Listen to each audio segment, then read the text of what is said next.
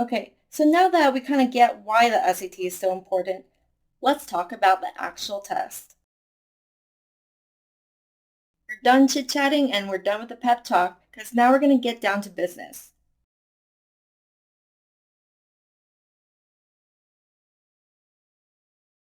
Okay, so the SAT is a 4-hour exam, and that includes 3 5-minute breaks. What you see here on the screen is the official SAT test structure. That means it's exactly where you're going to get on test day. In fact, if the proctor deviates from this structure or forgets to give you one of your breaks, you should definitely speak up because that should not happen. Now let's take a look at the test. Section 1 is always going to be your 25-minute essay. Sections 2 through 7, which are also each 25 minutes long, can come in any order. That means you can get critical reading first and then math second, or you might get math first and then writing second and critical reading third. It can be all mixed up. Moving on, section 8 and 9 are only 20 minutes long, so the sections get a little bit shorter at the end, ending with section 10, which is the only 10-minute section on the SAT. So that one's really short. Okay, so you got it? Kind of near the end, the test makers realize you're getting kind of tired, so they do give you a break, and the last 3 sections get shorter and shorter.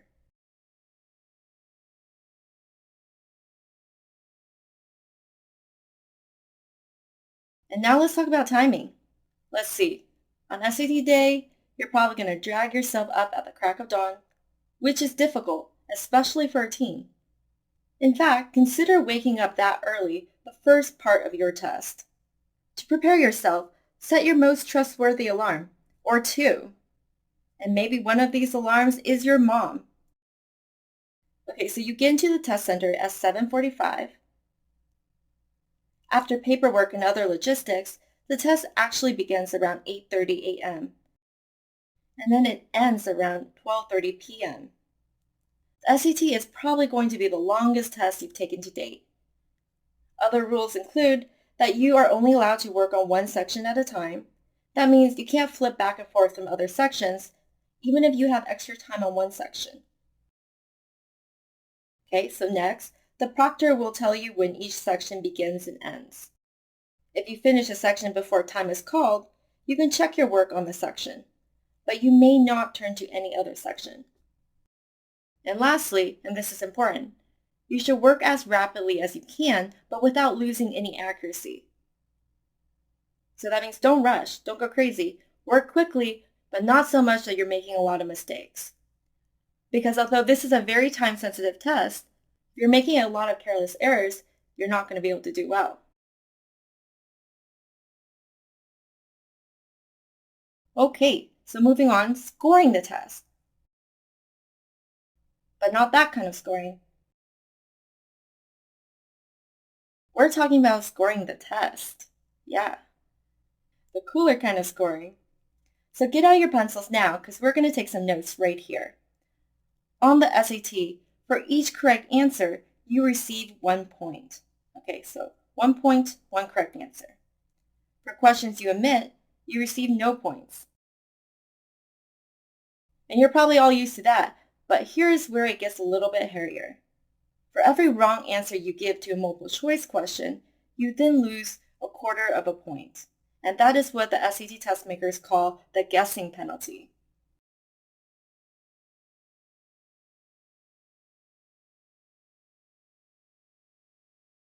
And that leads us to our guessing strategy.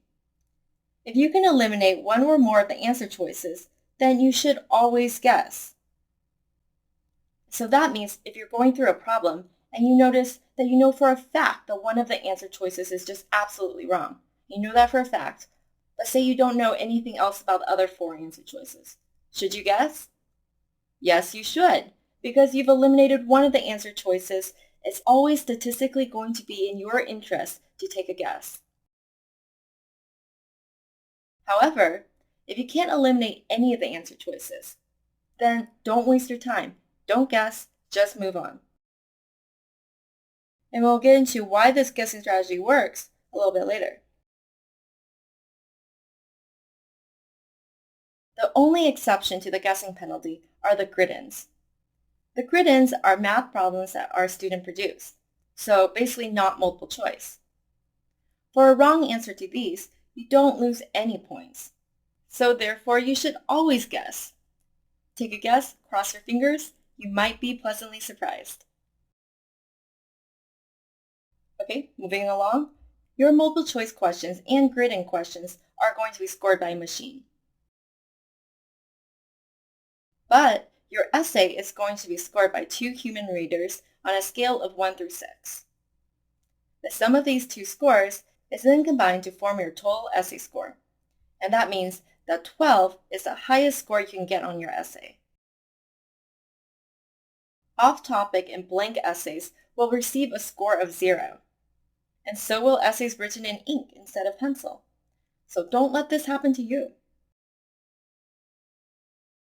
Each section of the SAT is worth 800 points. When you add up all the 3 sections, that means the highest score on the SAT is 2,400.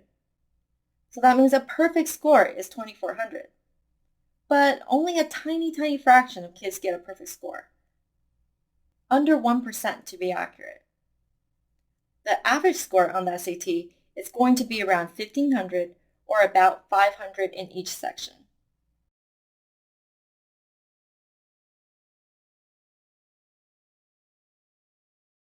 Now, I want you to imagine it's the day of the test.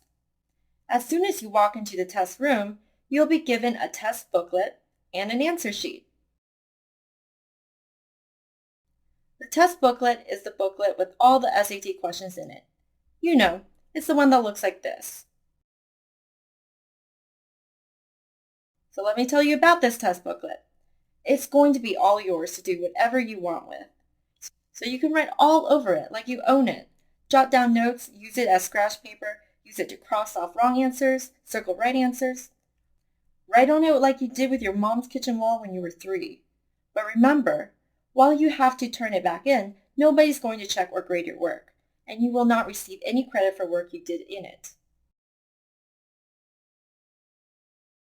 After time is called, you may not transfer answers from your test booklet to your answer sheet. And you may not take any part of the test booklet from the testing room.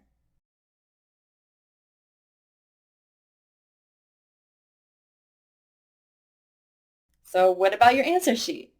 Well, that's the one that looks kind of like this. You've got to be very careful with the answer sheet, since this is the thing that's actually going to be graded. And remember, because it's machine graded, you must mark your questions in a way that the machine will recognize. Make sure you use a number 2 pencil, make sure you mark only one answer for each question, and make sure you fill in the entire circle. Do not leave any stray marks around the circle because the machine, is not a person and it will get confused. If you erase the bubble, make sure to erase it completely or else again, the machine may get confused.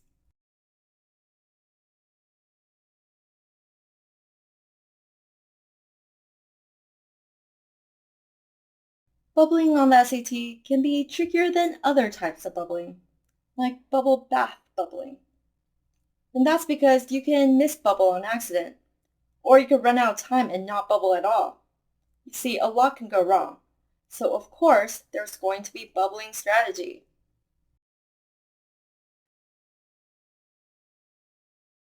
Okay, so imagine this. You're working your way through the SAT, you're in your groove, and then you think to yourself, well, what is the most efficient way to bubble? Because isn't that funny? On a test like the SAT, there's even strategy in relation to bubbling. Well, okay, so the best thing to do with bubbling is to first clearly mark all your answers on your test booklet. Like this. I like to write all over my test booklet. I calculate on my test booklet, cross off all the wrong answers, I circle the right answers. And then you should go to your answer sheet and bubble in segments. I personally don't start bubbling until I'm halfway through the allotted time for the section. And then, as I get closer and closer to the end of the section, I bubble in smaller and smaller segments because you don't want to be caught with your pants down, i.e. with all your answers on your test booklet and none of them on your answer sheet. Instead of flipping back and forth between test booklet and answer sheet and then losing track of thought, you can now concentrate on solving SATs and then shift gears and concentrate on bubbling. Doesn't that make sense? Okay, so recap. You're going to bubble questions in sets, and oh yeah, you're going to be careful to bubble in the right bubble.